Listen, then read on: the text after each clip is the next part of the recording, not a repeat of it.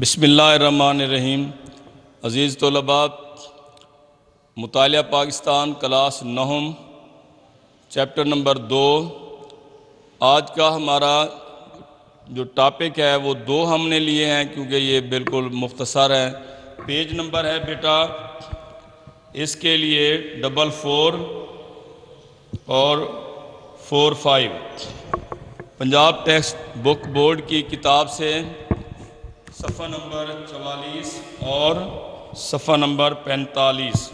پہلے ہم 44 کا جو ٹاپک ہے مسلم آئلی قوانین، یہ دور چل رہا ہے جنرل محمد ایوب خان کا، جنہوں نے اقتدار سنبھالا ماشاء اللہ لگا کے 1958 کو بہت ساری اصلاحات انہوں نے کی۔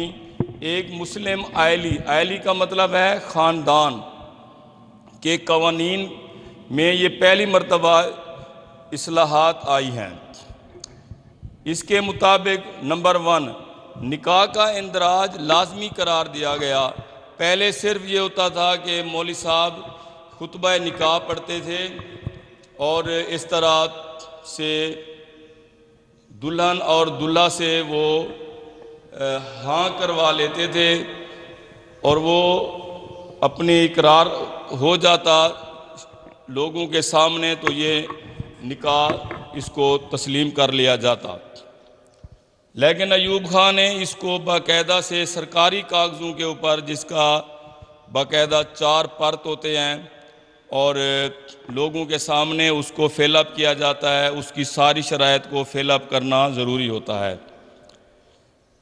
نمبر 2، پہلی بیوی کی اجازت کے بغیر دوسری شادی کرنا، اس کو خلاف قانون قرار دیا گیا۔ نمبر 3، شادی کے لیے لڑکے کی عمر کم از کم 18 سال اور لڑکی کے لیے کم از کم عمر جو ہے وہ 16 سال مقرر کی گئی ہے۔ نمبر 4، اگر خدا نخواستہ طلاق ہو جاتی ہے کسی عورت کو تو وہ 90 دن عدت کے گزارنے کے بعد دوسرا نکاح کر سکے گی۔ تو 90 دن عدت کے لیے رکھے گئے ہیں، یہ معروضی بھی آ سکتی ہے۔ یتیم پوتے کا حق وراثت میں پہلی مرتبہ پاکستان میں تسلیم کیا گیا۔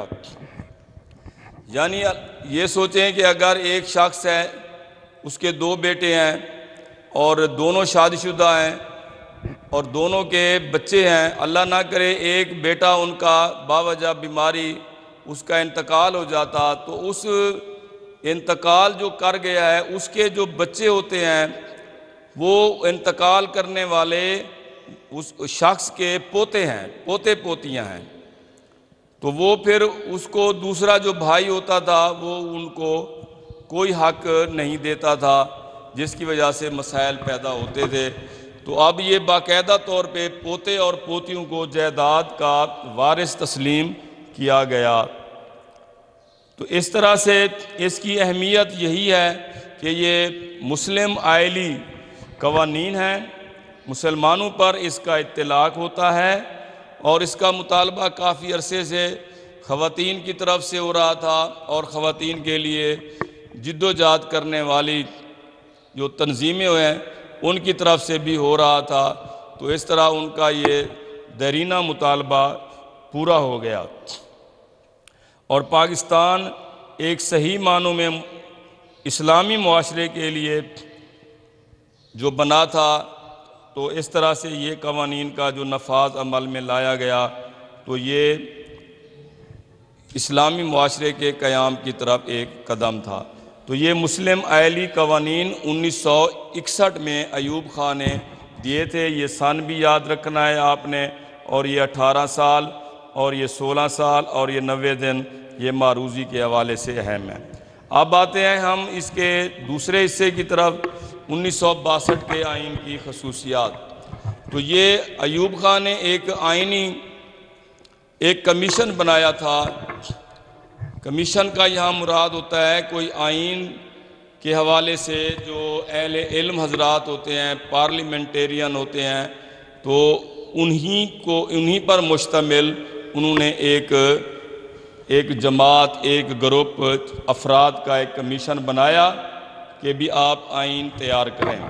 چنانچہ انہوں نے جو سفارشات 1961 میں دیں تو اس کے مطابق یہ ہیں۔ تو یہ منظور قادر تھے وزیر خارجہ ان کے، تو یہ ان کی دی ہوئی سفارشات ہیں۔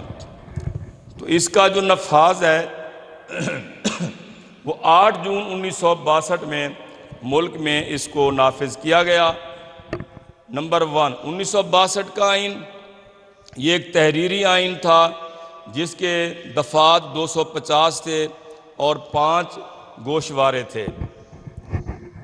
اس طرح سے گوشوارے کا مطلب یہ ہوتا ہے کہ مختلف اس کے سبجیکٹ تھے اور ان کے اندر یہ کل ملا کے دفعات جو ہیں وہ 250 بنتی ہیں۔ اب اگر ہم اس کو دیکھ لیں کہ ہر گوشوارے میں 50 ہیں تو اس طرح سے آپ کو یاد ہو جائے گا یہ 250 ہیں۔ یہ معروضی میں بہت اہم ہے۔ 62 کا آئین وفاقی نوعیت کا تھا اور اس میں دونوں صوبے، کیونکہ 1 یونٹ چل رہا تھا، مغربی پاکستان اور مشرقی جو بنگال تھا مشرقی پاکستان کہلاتا تھا، تو دونوں کو آئین میں برابر نمائندگی دی گئی، یعنی پارلیمنٹ میں دونوں کے جو افراد ہوں گے وہ برابر ہوں گے۔ اس طرح سے صدارتی طرز حکومت رائج کیا گیا۔ تمام اختیارات کا منبع صدر مملکت کو بنایا گیا۔ 1962 کے آئین میں کئی اسلامی دفعات شامل کی گئیں جن میں خاص طور پر حاکمیت اعلیٰ اللہ تعالیٰ کی تسلیم کی گئی، اور جو عوامی نمائندے ہیں وہ اللہ تعالیٰ کے اس حق کے اقتدار کو ایک امانت کے طور پر وہ استعمال کریں گے۔ اور ملک کا نام اسلامی جمہوریہ پاکستان رکھا گیا اور صدر پاکستان کا مسلمان ہونا بھی لازمی قرار دیا گیا۔ اس طرح سے شہریوں کو کئی بنیادی حقوق بھی دیے گئے تاکہ وہ اپنی زندگی اسلام کے اصولوں کے مطابق بنائیں اور اپنی صلاحیتوں کا وہ اظہار کریں۔ نمبر 6، اردو اور بنگالی، کیونکہ صوبہ بنگال کے لوگ کافی عرصے سے یہ مطالبہ کر رہے تھے کہ پہلے تو پورے ملک میں بنگالی کو قومی زبان قرار دیں، نہیں تو پھر کم از کم ہمارے جو علاقہ ہے، ہمارا جو حصہ ہے جو مشرقی پاکستان ہے اس میں بنگالی کو دیں۔ تو یہ ان کی بات یہاں تسلیم کی گئی ہے۔ اردو اور بنگالی 2 زبانوں کو ایک ملک میں قومی زبانیں قرار دیا گیا۔ 1962 کے آئین کی ناکامی، تو یہ آئین جو کہ کافی محنت کے ساتھ اس کو بنایا گیا تھا اور اپنی مرضی سے ایوب خان نے اس کو بنایا تھا، تو یہ آئین بھی پہلے آئین کی طرح زیادہ عرصے نہیں چلا۔ جب تک اس آئین کا خالق ایوب خان رہے تو یہ آئین بھی رہا، جب وہ رخصت ہوئے تو آئین بھی رخصت ہوا۔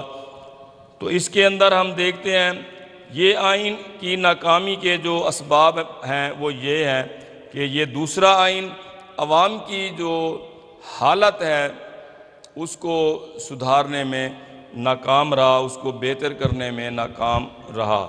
10 سال ایوب خان نے حکومت کی اور مکمل اختیارات بھی اس کے پاس تھے، اس کے باوجود بھی عوام مطمئن نہ ہوئے، عوام کا کوئی پرسان حال نہیں تھا۔ اگرچہ کہ کئی اصلاحات بھی انہوں نے نافذ کی، صنعتی میدان میں ضرور ترقی بھی ہوئی اور بنیادی اور بڑی صنعتوں کا قیام بھی عمل میں آیا۔ زراعت کے شعبے میں بھی ہم دیکھتے ہیں کہ جو ڈیم ہیں وہ ان کے دور میں ہی وہ بنائے گئے تھے۔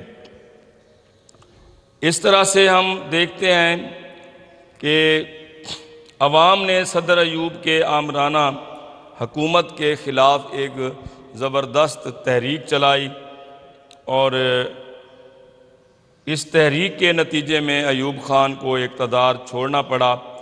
25 مارچ 1969 کو جنرل آغا محمد یحییٰ خان، یہ معروضی ہے، اس کو پھر آپ یاد کر لیں۔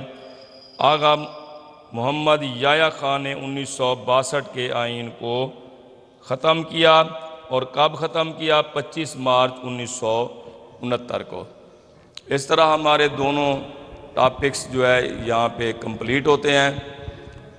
شیر علی اور مجھے اجازت دیں۔ السلام علیکم ورحمۃ اللہ وبرکاتہ۔